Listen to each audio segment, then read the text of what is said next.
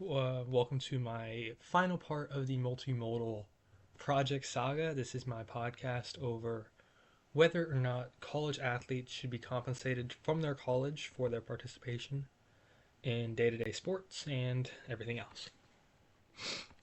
To start, I personally believe that college athletes should be paid, should be compensated for all their work, all their time commitment. And my three reasons for this are their time commitment, like I just said, the amount of money that colleges make off their games, performances, all that, and then the identifiability of these college athletes, which, to put it simply, is kind of like their recognizability. A normal person on the street can recognize the best player on the team and might buy a jersey of them, but this player will not receive compensation for this jersey purchase.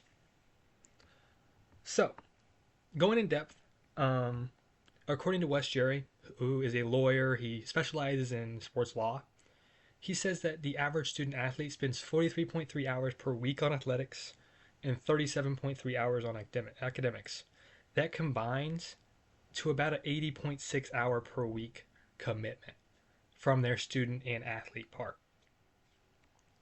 This is obviously 43.3 more hours per week than a regular student at a school. This is a huge commitment. Along with this, um, they don't just practice, in their season or just, in between their games. They practice pretty much year round through vacations, time off, anything that normal college students would be able to go home, see their families. College athletes are stuck practicing or, having games, having tournaments. Another example from the same article from West Jerry is the Michigan football team. They take yearly trips during spring break to practice away from distractions of college. So those college athletes can't even enjoy their spring break with their family, friends, or whatever they choose to do. They're on campus or they're off campus with their team practicing. They're still committed to their sport. A personal experience I have with that is I have a friend who is at a Division I football school. It's Iowa State, and he cannot go see his family for winter break until their season is over, and their season will likely be over late December. So that means about half of his winter break is gone, just like that. And yeah, he chose to play sports, but the commitment should still be compensated. It's more than a full time job. Next, I have I like to talk about kind of like the ways that people can get compensated right now, and that is scholarships and NIL. For one, scholarships. To start NIL, it's name, image, and likeness.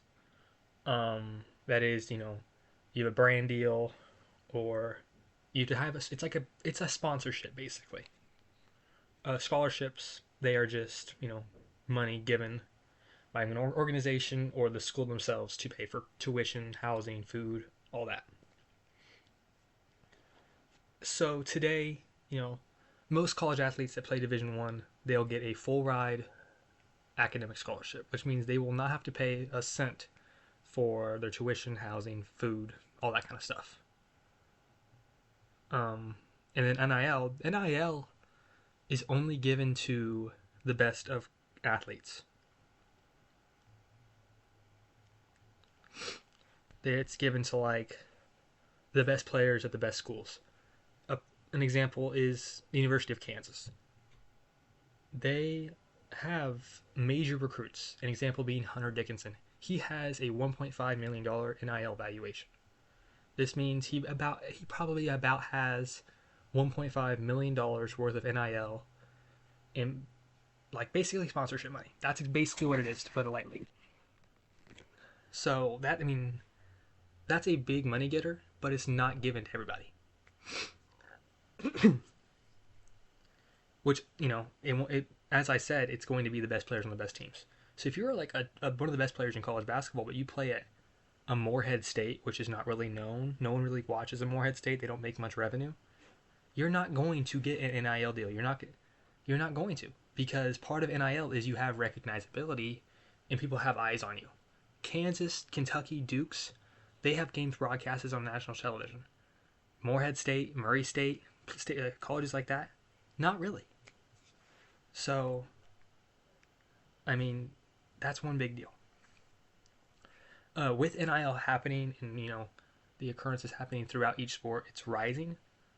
Things like the transfer portal have increased in popularity, and opt-outs. Opt-outs usually occur in college football specifically, and it happens during their bowl games. So let's say a college player knows they're going to transfer or knows they're going to go pro, but primarily the transfer part. They may say in bowl games in college, they're practically useless. They don't really have much meaning other than, we finished the season off well, we got a trophy maybe, all that kind of, like you can say you won a bowl game, but not really anything else. So there's a lot of players that know they're going to transfer. They're saying, why risk injury when I could just transfer out and I'm in a better situation that I want to be in next year? So they'll decide they don't want to play in the bowl game. And that leads to less watching and, unfair games. An example of this from last year is Florida State, Georgia in the bowl game. These are the two best teams that didn't make the Final Four for the playoff. And Florida State had, I think, about 30 plus players opt out of that bowl game. And Georgia won by 40. But it was supposed to be a close game. And that ruined the, watchability of the game, the experience, all that. All because they wanted to focus on the NIL part and transferring part of, college football now. And the reason that the transfer world has gone up is because players at a Morehead State know they're not going to get paid. So if they can transfer to a Kansas, a Kentucky, or for college football, an Alabama, a Georgia, they're going to get paid for it. And that's, according to Schollenberger, opt-outs and early entrances into the transfer portal have increased drastically at 25% higher than they were 4 years ago or 5 years ago. And then early entrances into the transfer portal, this really occurred this season. It's really increased in popularity. One example is the UNLV starting quarterback. They won their first 3 games, and he did not get the money or the NIL money he was promised from UNLV. So he decided that he was going to decide to redshirt, which means you don't play for the rest of the season, and keep your eligibility, and he's going to transfer into the portal. Go into the transfer portal after the season. So that hurt the team, and all because he was promised NIL money, and he didn't get it. My next reasoning for college athletes to be paid is the revenue that they make the colleges. According to Moronis, college athletics earned about $13.6 billion in total revenue in 2022. This is, of course, a combined number through all colleges and all sports. This number is higher than the NBA, which is the National Basketball Association, the MLB, which is the Major League Baseball League, and the NHL, all combined. That's college athletics makes more than 3 professional leagues combined. And despite this fact of professional athletics being outgained, these professional athletes are still being paid millions of dollars in endorsement deals and contracts. And college athletes aren't paid nothing. Next, we're going to move into the identifiability part. Identifiability in college athletics, basically, as I said earlier, is how much an athlete is known. This can be, jerseys, merchandise, pictures, anything like that. And a lot of times, these items aren't tracked back to the athletes themselves financially.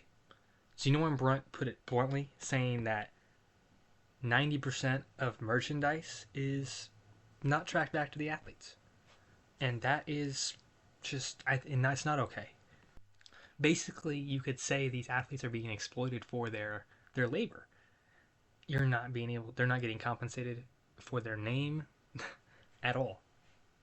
And this, NIL, as I said, name, image, and likeness, although it kind of helps, the high level guys, the football, basketball primarily, The rest of the people in sports, the lower level basketball and football players, or just volleyball, soccer, baseball, or any other sport at a college, they're not getting these NIL deals. And that means this identifiability problem does not go away with the existence of NIL. It still lasts for lower name players. Back to West Jerry, he talked about Jordan Spieth, who is now a professional golfer. In 2012, he played for Texas there, and he led the team in his freshman year to the national championship. After the season, he was like the most known college golfer in history.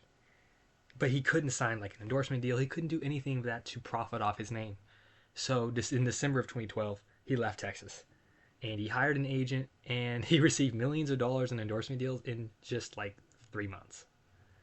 So in short, my solution would be to split payment styles where each team earns a set percentage of revenue made by their sport.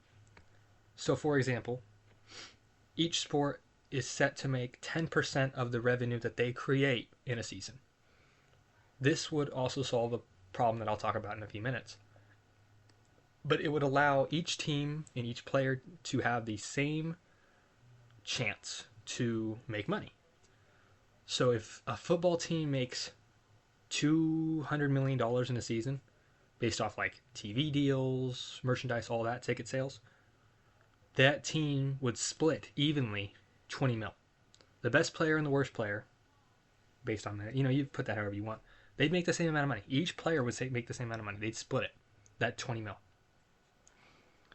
And this would make it so everyone's compensated equally, and NIL would still exist. This would make it so the best players are paid more, but the worst players are still being paid equally. Another thing that could possibly happen is the fact that these players are known as amateurs. And part of being an amateur is not having like unions. So, according to El Sheikh, a lawyer, on March 5th, Dartmouth's men's basketball team voted 13-2 to become the first college sports teams to unionize. This would mean that the amateurism is gone for that team. They are no longer amateurs, which would make them employees of the NCAA since they have a union. So this decision is still going through the court process of law, going to different courts throughout the country. But if it stands, this would make not only Dartmouth men's basketball team a employee, but every college athlete, every college team would be an employee, which means they'd have to be paid. So they're left to, struggle with lawsuits and all that would come. A few problems that I could see, as I mentioned earlier, is Title IX. This was signed in 1972. This ensured that men and women had equal opportunities in school and sport. And, the passing of payment, you'd have to determine if Title IX would cover that. And my solution would prevent that from being a problem where each team, no matter the gender, man or woman, they'd have the equal opportunity. They'd make the same percentage from their sport as any other person. The men's basketball team would still make 10%, and the women's volleyball team would make 10%. It's all based on their revenue. That would make it as equal as possible. Another problem with this is a college wouldn't know how much at the beginning of the school year they would have to pay or have for that season, whatever. And although this is true, my best solution, the ideal solution, every player, no matter when their season is, it could be football when they're done in December, or baseball when they're done in June, they would be paid the day after the final game of that school year. So for example, the baseball team is the last team on. They're playing games up until June 2nd. They're the last team playing, no matter the sport, man or woman, no matter what, no matter the sport. If they lose June 2nd and their season's done or they win, the next day, June 3rd, every athlete would get their money. This would allow the college to budget their money throughout the year and estimate how much they would have to pay their athletes at the end of the season.